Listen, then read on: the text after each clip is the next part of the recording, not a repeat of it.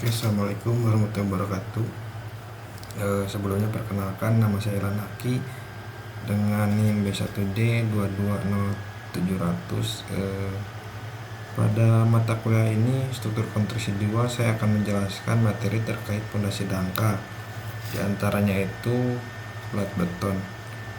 Sebagai pendahuluan itu, bangunan itu ibarat tubuh manusia. Agar dapat berdiri tegak dan tidak jatuh, tubuh manusia membutuhkan kerjasama antar elemen seperti tulang, otot, dan saraf. Begitu juga dengan sebuah bangunan memiliki elemen-elemen struktur yang saling bekerja sama, mutlak diperlukan agar menghasilkan bangunan yang memiliki struktur kuat. Di antaranya itu, elemen-elemen struktur tersebut dibagi menjadi dua kelas besar. Di antaranya, bagian pertama itu merupakan elemen struktur yang berada di bawah tanah yang biasa disebut pondasi.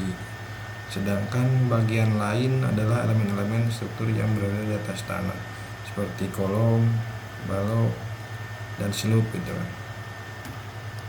Nah, untuk pondasi itu sendiri merupakan suatu komponen struktur yang sangat penting karena semua beban timbul akan diterima oleh pondasi. Kestabilan berdirinya suatu bangunan ditentukan atau tergantung pada sebuah kekuatan konstruksi pondasinya tersebut. Sebuah bangunan tidak akan dapat begitu saja didirikan langsung di atas tanah. Itu juga perlu adanya struktur bangunan bahwa yang disebut pondasi. Jadi pondasi itu adalah bangunan substruktur di bawah tanah yang berfungsi sebagai pendukung seluruh berat bangunan, meneruskan beban yang didukung ke tanah bawahnya, sekaligus menstabilkan beban. Nah, jenis pondasi. Pondasi itu ada dua jenis pondasi. Pertama pondasi dangkal dan pondasi dalam. Pondasi dangkal itu disebut karena kedalamannya masuk ke tanah itu relatif dangkal, kurang dari 6 meter. Sedangkan pondasi dalam itu kedalaman pondasi yang dibuat lebih dari 6 meter. Pondasi dangkal itu memiliki beberapa macam. Ada pondasi menerus, telapak, kaki gabungan, dan pondasi plat. Sedangkan pondasi dalam juga terdiri dari 3 bagian, adalah pondasi sumuran, tiang pancang, dan berpair. Yang akan saya jelaskan sekarang itu adalah pondasi plat atau rak puting. Nah, pondasi plat atau bisa disebut juga pondasi rakit merupakan pondasi yang dibuat berupa plat tebal dengan kekuatan balok-balok terdiri dari beton bertulang yang kedap air, dipasang di seluruh luas bangunan. Jadi antara pondasi plat itu luasnya setara dengan luas bangunan tersebut. Jadi ketika luas bangunannya 30 meter persegi, maka pondasinya juga sesuai 30 meter persegi. Pondasi ini dapat menopang gedung bertingkat banyak, misalkan tiron air, mesin, peralatan, dan bangunan perlatainya, terutama yang memiliki luasan besar. Kebanyakan yang bisa menampung ini biasanya digunakan sebagai basement gitu kan, karena banyak bangunan tinggi yang bukan basement itu kebanyakan menggunakan pondasi plat. Nah, adapun pertimbangan pada pemilihan jenis pondasi plat tersebut, pertama yang dipertimbangkan pertama itu kekokohan dan dasar tidak memenuhi kebutuhan. Misalkan tanahnya itu tidak stabil atau tidak keras, jadi ketika menggunakan pondasi yang menerus atau foot flat itu tidak akan kuat menahan beban. Kedua, beban bangunan yang besar. Yang ketiga, wilayah bangunan yang sering banjir dan pondasi plat beton bertulang dilengkapi dengan dinding kaki beton bertulang yang sekaligus kedap air sehingga menghindari naiknya air dari bawah. Lalu perhitungan dilakukan seperti perhitungan plat lantai yang terbalik, tekanan tanah, beban bangunan dari bawah, dan kolom dengan beban bangunan, sama dengan reaksi tumpuan dari atas ke bawah pada bangunan gedung dengan pondasi plat beton bertulang berada di bawah permukaan air tanah. Perlu diperhatikan gaya apungnya gitu. Nah, Kelebihan pondasi plat tersebut adalah pondasi plat sangat bagus digunakan pada tanah yang banyak mengandung air, misalnya seperti rawa. Karena pondasi plat ini cocok dilakukan atau dibangun pada kondisi tanah yang asalnya itu tanah rawa atau tanah yang sering merembes. Dengan kekokohan yang kurang, pondasi plat bisa digunakan. Apabila terjadi banjir, pondasi ini sedikit terangkat tetapi tidak mengalami pergeseran, dan apabila banjir telah surut, pondasi tersebut kembali ke posisi semula. Struktur pada pondasi rakit ini mengalami deformasi yang tidak sama akibat beban yang bekerja, sehingga pondasi ini dapat termasuk struktur yang fleksibel. Lalu pondasi ini juga cocok digunakan pada bangunan yang memiliki luasan yang besar gitu. Lalu biaya pembuatan pondasinya lebih murah dari pembuatan pondasi batu kali, dan penurunan pada pondasi rakit bersamaan. Nah, kekurangannya itu apabila tidak menggunakan grand anchor, pondasi tersebut akan terangkat dan menyebabkan bangunan pondasi itu bergerak. Lalu pondasi ini juga kurang bagus ketika dibangun pada tanah yang jenis keras, dan kurang efektif apabila digunakan di kedalaman lebih dari 6 meter. Karena untuk kedalaman 6 meter itu ada bagiannya gitu kan, seperti tiang pancang, workpile, dan sumuran. Nah, lokasi tanah yang cocok untuk pondasi rakit itu adalah pondasi rakit atau pondasi plat ya. Pondasi plat itu digunakan pada lapisan tanah yang lunak, daya dukung kecil, atau jika beban bangunan pada kolom bangunan cukup besar, maka bila digunakan pondasi telapak terpisah untuk setiap kolom bangunan, jumlah luas dari pondasi itu lebih besar dari setengah luas bangunan, sehingga akan lebih praktis untuk menggunakan pondasi plat penyeluruh seluas bangunan. Jadi karena tanahnya lunak itu, bangunan perlu permukaan yang besar untuk menahan beban dari berat bangunan tersebut. Maka jika kecil itu, permukaannya kecil atau bawahnya kecil, akan cepat merembes dalam tanah gitu kan, atau terjadinya pergeseran karena faktor dari berat bangunan tersebut ditambah kekuatan tanahnya yang sangat kurang atau lunak.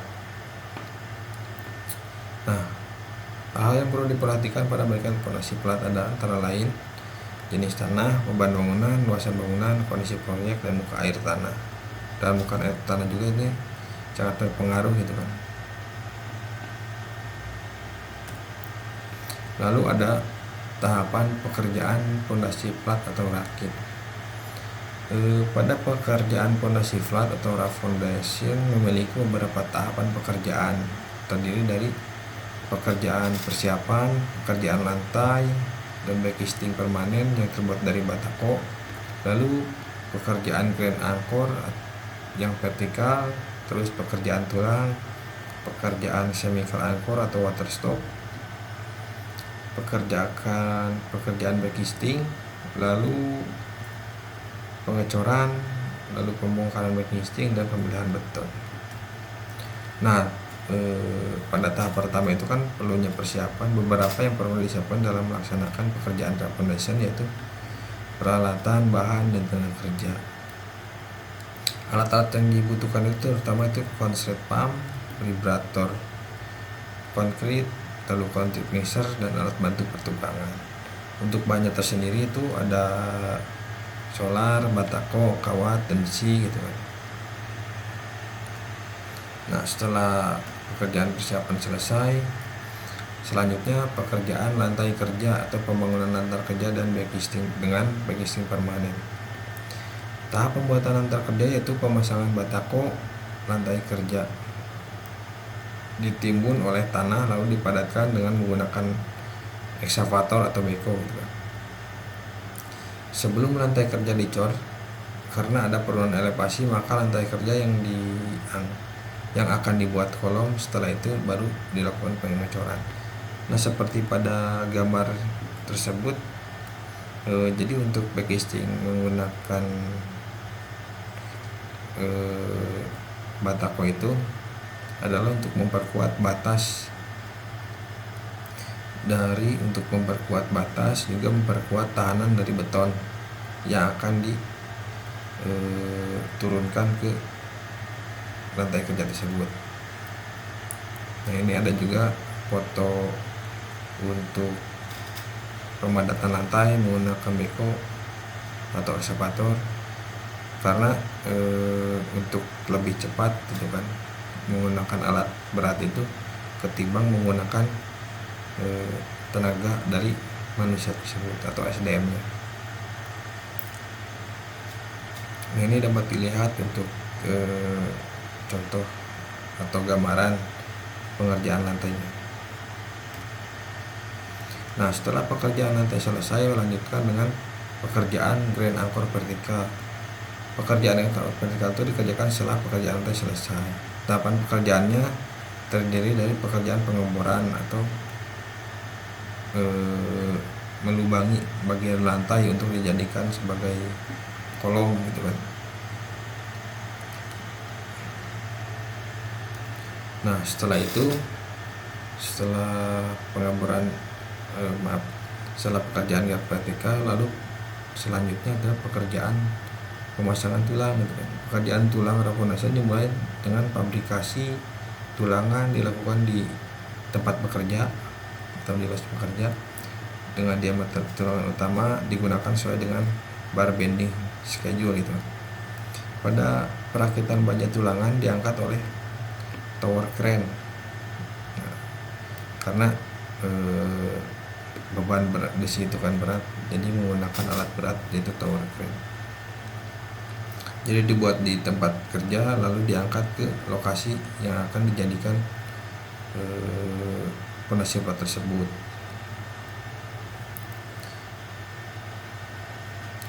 Pada saat perakitan tulang repondasi dirakit pula tulangan utama kolom gitu kan. Jadi selain itu juga dilanjutkan atau sekaligus dengan mengerjakan tulangan kolom utama. Tulangan kolom utama itu dirakit setelah tulangan rap pondasi hampir selesai dirakit. Elevasi tulangan rap pondasi harus sesuai dengan rencana, maka digunakan beton decking atau beton tahu untuk menjaga tulangan tetap pada posisinya gitu kan, agar tidak bergeser kemana-mana. Jadi perlunya beton decking atau beton tahu gitu kan, untuk menahan pergeseran dari rap pondasi tersebut.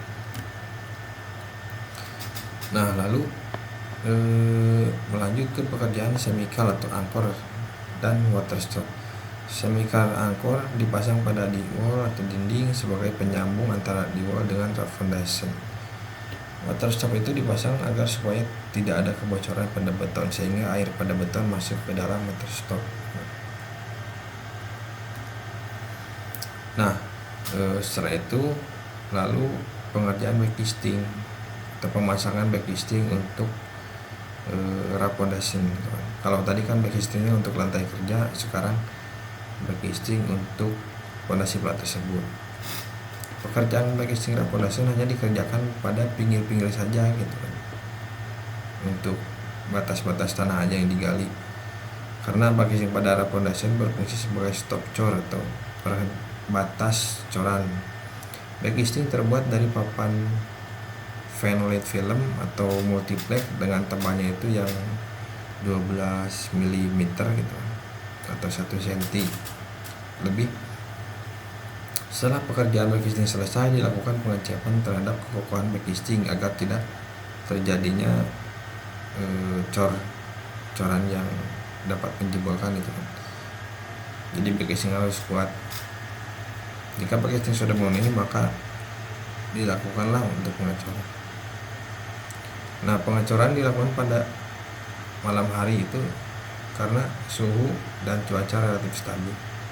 Sebelum pengecoran, rap foundation dikerjakan untuk menyambungkan beton lama dengan beton baru, maka digunakan bonding agent pada dinding atau bagian pinggir beton lama. Area yang akan dicor harus ditutupi terpal atau beton menggunakan admixture dan bahan tambahan serta floor handler. Beton yang sudah dituang lalu digetarkan menggunakan vibrator.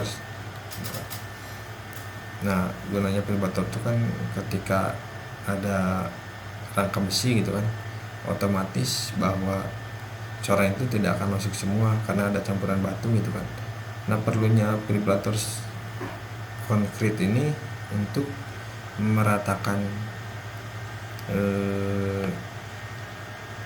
coran tersebut agar tidak ada yang kosong gitu kan, agar semuanya penuh, terisi penuh setiap bagiannya. Setelah cetakan terisi penuh, permukaan beton langsung dirapikan dan diratakan menggunakan ruskam sehingga merata agar terlihat rapi. Nah, setelah itu tidak jauh gitu kan, setelah beton selesai mengeras, cetakan backcasting dibuka. Pembongkaran backcasting refinasi dikerjakan jika umur beton mencapai lebih dari 24 jam.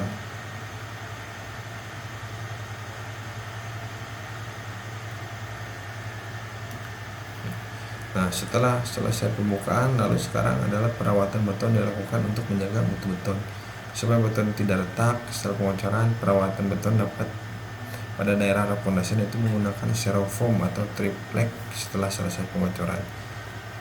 Jadi untuk menjaga keretakannya bisa menggunakan styrofoam atau triplek disimpan di atas hasil coran tersebut. Baik, untuk kesimpulannya, dalam sebuah perencanaan sebuah bangunan, sebelum lebih jauh ke dalam penentuan struktur, perlunya melakukan analisis terhadap kondisi lingkungannya terlebih dahulu, terutama untuk penggunaan fondasi. Jenis tanah sangat berpengaruh dalam memilih fondasi, seperti yang dijelaskan pada saat ini, bahwa untuk tanah dengan kondisi labil atau tidak keras seperti tanah rawa, itu sangat cocok untuk menggunakan fondasi beton. Kenapa? Dikarenakan fondasi plat itu dapat meneruskan beban dari struktur atas ke tanah secara merata sehingga dapat meminimalisir pergerakan atau retakan terhadap bangunan. Seperti itu. Untuk referensi ini dari Nurlay Rasari IMD, fondasi dangkal, itu dari jurnalnya. Lalu dari IDScript untuk fondasi plat beton, lalu untuk fondasi sistem plat atau fondasi dangkal dari web konstruksi wisnujarnako.blogspot.com. Yang terakhir itu terkait memilih sistem fondasi, itu dari web juga, alamatnya wiryanto.blogdetik.com /memilih sistem fondasi.